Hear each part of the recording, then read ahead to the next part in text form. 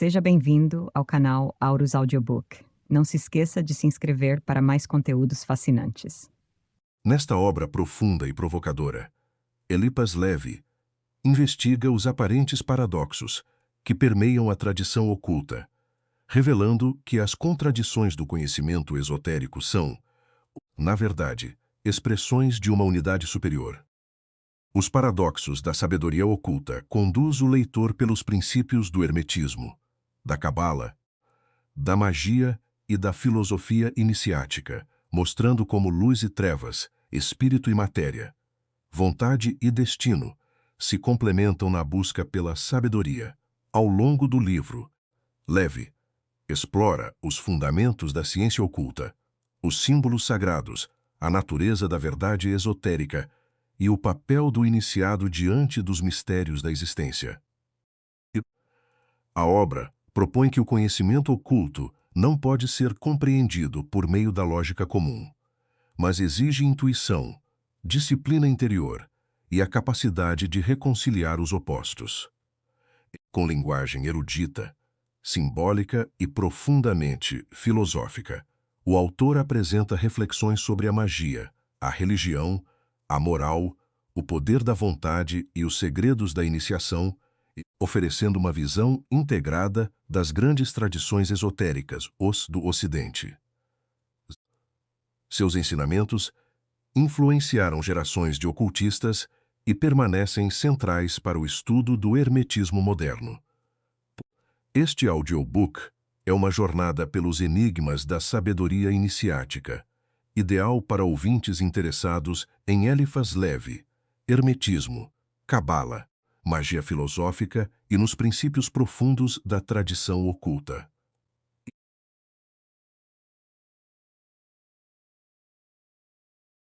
Os paradoxos da sabedoria oculta, por Eliphas Levi. Paradoxo 1. A religião é a magia sancionada pela autoridade. A magia é a divindade do homem conquistada pela ciência em união com a fé. Os verdadeiros magos são homens-deuses, em virtude de sua íntima união com o princípio divino. Eles não têm medo nem desejos, não são dominados por nenhuma falsidade, não partilham de nenhum erro, amam sem ilusão e sofrem sem impaciência, pois deixam tudo acontecer como deve ser e repousam na quietude do pensamento eterno. Eles se apoiam na religião, mas a religião não pesa sobre eles. A religião é a esfinge que obedece, mas nunca os devora. Eles sabem o que é a religião e sentem que ela é necessária e eterna. Para as almas rebaixadas, a religião é um jugo imposto por interesse próprio, pelas covardias do medo e pelas loucuras da esperança. Para as almas elevadas, a religião é uma força, nascida de uma confiança intensificada no amor pela humanidade. A religião é a poesia coletiva das grandes almas. Suas ficções são mais verdadeiras do que a própria verdade, mais vastas do que o infinito, mais duradouras do que a eternidade. Em outras palavras, elas são essencialmente paradoxais. Elas são o sonho do infinito no desconhecido, do possível no impossível, do definido no indefinível, do progresso no imutável, do ser absoluto no inexistente. Elas são a razão última do absurdo, que se afirma para negar a dúvida. São a ciência da insensatez, o abraço entre a loucura e o conhecimento. Elas são os gritos da águia subindo acima das nuvens, o rugido do leão do Apocalipse, que ganha asas e voa para longe, o mugido do touro sob a faca do sacrifício e o gemido interminável da humanidade diante dos portais do túmulo. Para o homem, Deus é, e só pode ser, o ideal do homem. Em si mesmo, ele é o desconhecido, mas em sua revelação, ao mesmo tempo divina e humana, ele é o homem paradoxal, o substancial sem substância, o pessoal sem definição, o imutável que se transforma mas não tem forma, o onipotente sempre lutando com a fraqueza do homem, a serenidade que troveja, a misericórdia que condena, a bondade infinita que tortura, a eternidade que perece, uma contradição infinita, o abismo do coração humano, servindo como mundo para um ídolo insaciável e aterrorizante. A crueldade de Nero, a política de Tibério bebendo o sangue de Jesus Cristo, um imperador-papa ou um antipapa-imperador, o rei dos reis, o pontífice dos pontífices, o carrasco dos carrascos, o médico dos médicos, o libertador dos livres, o senhor inflexível dos escravos. Deus é, em toda parte, o ideal daqueles que ignorantemente o adoram. Feroz entre os selvagens, repleto de paixões humanas entre os gregos, um déspota oriental para os judeus, ciumento e impiedoso para os ultramontanos, como um padre celibatário. Todos, sem exceção, criam um personagem a quem dotam, em grau infinito, com suas próprias características e seus próprios defeitos. Cada homem adora o Deus que fez para si mesmo a sua própria imagem, ou permitiu que autoridades, que têm mais ou menos interesse em sua ignorância e fraqueza, lhe impusessem. Adorar com medo e tremor é quase odiar, embora o medo disfarce o ódio.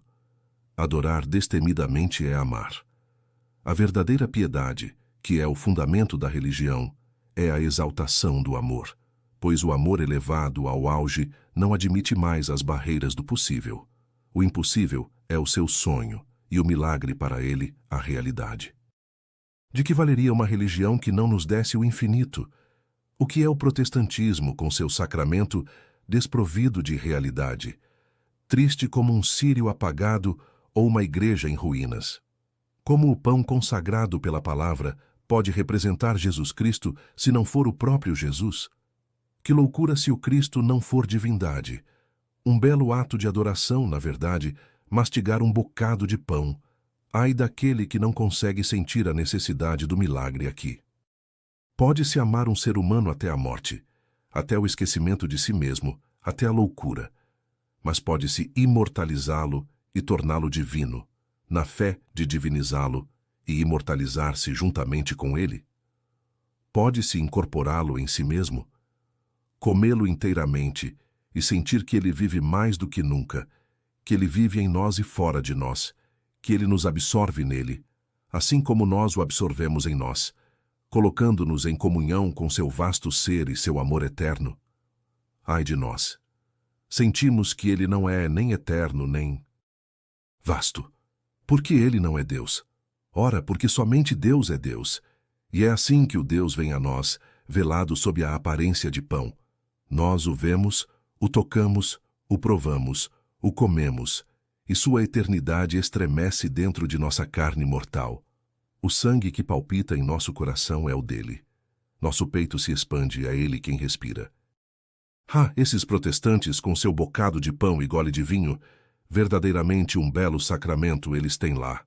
A fé, a poeta enamorada do ideal, sorri de uma realidade ridícula, mas o crente fanático se exaspera. A razão diz que devemos ter pena dos protestantes. Não, diz a fé enfurecida, devemos puni-los. O Deus que sinto enfurecer-se em mim os condena ao inferno. Por que eu deveria poupá-los da fogueira? Alto lá, assassino miserável! Crês tu então que Deus se fez homem para que o homem pudesse se fazer tigre? Tu crês ter concebido com o amor infinito, e eis que estás em trabalho de parto do ódio. Pensaste devorar o céu, e eis que vomitas o inferno. Comeste a carne de Cristo não como um cristão, mas como um canibal. Comungante sacrílego, cala-te e limpa a tua boca, pois teus lábios estão gotejando sangue. Sem dúvida, a religião não deve ser responsabilizada pelos crimes que a política de épocas bárbaras cometeu em seu nome. Muitos hereges eram, ao mesmo tempo, agentes de conspirações e sedições. O massacre de São Bartolomeu foi um cruel ardil de guerra, cuja perfídia talvez se explique pela necessidade de abortar uma trama não menos pérfida. Assim, de qualquer forma, comungante sacrílego, cala-te e limpa a tua boca, pois teus lábios estão gotejando sangue. Sem dúvida, a religião não deve ser responsabilizada pelos crimes que a política de épocas bárbaras cometeu em seu nome. Muitos hereges eram, ao mesmo tempo, agentes de conspirações e sedições. O massacre de São Bartolomeu foi um cruel ardil de guerra, cuja perfídia talvez se explique pela necessidade de abortar uma trama não menos pérfida. Assim, de qualquer forma, a Rainha Mãe e Carlos IX tentaram justificar sua ação. Isto pelo menos é certo, que naquele período ambos os partidos eram capazes de qualquer atrocidade. Mas o que poderia jamais justificar a Inquisição? Deus se fez homem, pode-se responder, e estas grandes palavras foram compreendidas por Pio V em um sentido terrível e por Vicente de Paulo em um sentido adorável. Não se arrependeu Deus, segundo a Bíblia, de ter feito o homem. Cruel exagero da iniquidade humana. Presume-se que tenha sido tão gigantesca a ponto de fazer Deus vacilar em seu propósito. O homem se diviniza até mesmo em seus crimes e sonha com a oposição ao Eterno. A revolta irreconciliável dos condenados e, a partir de então, o ódio cruelmente impotente de um Deus incapaz de perdoar novamente. Bem, até mesmo isso é sublime em seu horror, e o dogma católico é admirável até em suas profundezas mais terríveis, para aquelas almas que percebem sua poesia sem se tornarem vítimas de suas seduções e de seus encantos. Deus parece se arrepender de ter feito o homem, porque o homem de tempos em tempos se arrepende de ter feito um Deus. As ficções divinas sucedem-se umas às outras como as eras. Júpiter destrona Saturno, e o Jesus Cristo dos Papas reina no lugar do Jeová dos judeus. O Jesus de São Domingos não deixa de ser o filho do Deus cruel de Moisés, mas as bestas ferozes de Daniel e do Apocalipse devem inevitavelmente desaparecer para dar lugar à pomba e ao cordeiro. Deus terá verdadeiramente se feito homem quando tiver feito com que os homens se tornem tão bons quanto um Deus deveria ser. O gênio do homem, ao desenvolver-se no curso das eras, desenrola a genealogia dos deuses. É no gênio do homem que um eterno ancião dos dias gera um filho que deve suceder a seu pai, e no qual procede do pai e do filho o espírito de conhecimento e inteligência que explicará os mistérios de ambos. O conteúdo completo está no site